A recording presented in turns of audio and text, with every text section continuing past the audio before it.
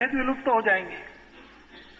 यही संघ कर रहा है और हम मानते हैं कि सामाजिक विषमता का पोषण करने वाली सभी बातें लॉक स्टॉक एंड बैरल बाहर जानी चाहिए।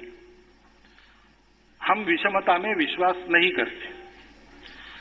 ये प्रत्यक्ष आचरण में आने तक की यात्रा कठिन है, लंबी है, लेकिन वो करनी ही पड़ेगी और उस पर हमने कदम बढ़ाया है। संघ का काम जैसे जैसे बढ़ेगा और सर्वत्र पहुंचेगा वैसे वैसे संघ के कार्यकर्ताओं में, अब ऊपर जाति का हमने निषेध किया और नीचे हम अनुसूचित जाति के कितने लोग हैं पूछ रहे हैं, इसलिए उत्तर देना जरा कठिन हो रहा है। लेकिन आज की दृष्टि से देखें तो जिनको हम अनुसूचित जाति जनजाति के मानते हैं उन बंधुओं का भी प्रमाण दिखने लगेगा। हम संघ में पूछते नहीं। एक बार मैं सरकार्यवाह चुना गया, पहली बार हमारे सह सरकार्यवाह सुरेश जी सोनी उनकी नियुक्ति हो गई, तो मीडिया ने चलाया कि ये भागवत गुट की विजय हो गई, लेकिन ओबीसी को रिप्रेजेंटेशन देना है इसलिए सोनी जी को रखा है। तो मैंने सोनी जी को पूछा कि सोनी जी आप ओबीसी में आते हैं क्या? तो उन्होंने थोड़ा सा स्मितहास्य कर दिया, स्माइल कर दिया और उत्तर नहीं दिया। तो अभी भी मैं सोनी जी कहाँ आते हैं मैं नहीं जानता हूं। ये संघ में वातावरण है। तो अगर हम इसी ढंग से बढ़ते हैं तो ये परिवर्तन होता है। नागपुर में मैं पढ़ रहा था, विद्यार्थी था उस समय। नागपुर संघ के लगभग सब अधिकारी एक ही जाति के थे, ब्राह्मण जाति के थे। लेकिन मैं नागपुर का प्रचारक बनकर 80 के दशक में जब वापस आया तो जगह जगह जितनी बस्तियां थी उस प्रकार की कार्यकारिणी बनी थी। इसलिए बनी थी कि हमारी शाखाएं बढ़ी, हम उस बस्ती में पहुंचे, हमने काम बढ़ाया। स्वाभाविक उसमें से कार्यकर्ता तैयार हुए, वो आ गए। कोटा सिस्टम करेंगे तो जाति का भान रहेगा।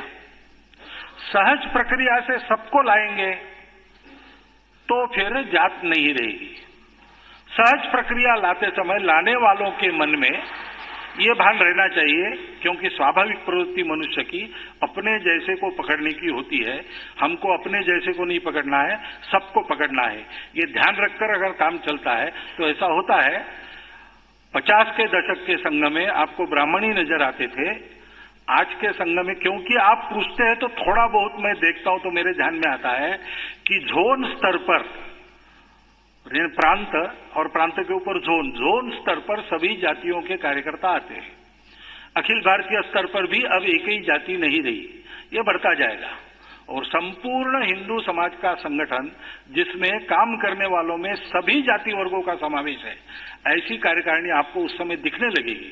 मैंने कहा ये यात्रा लंबी है लेकिन हम उस और आगे बढ़ रही है, महत्व की बात है। और घुमंतु जातियों के लिए हमने काम किया है।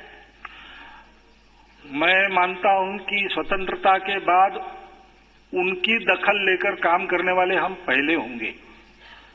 महाराष्ट्र में ये काम शुरू हुआ और उसके चलते बहुत सारी बातें हुई।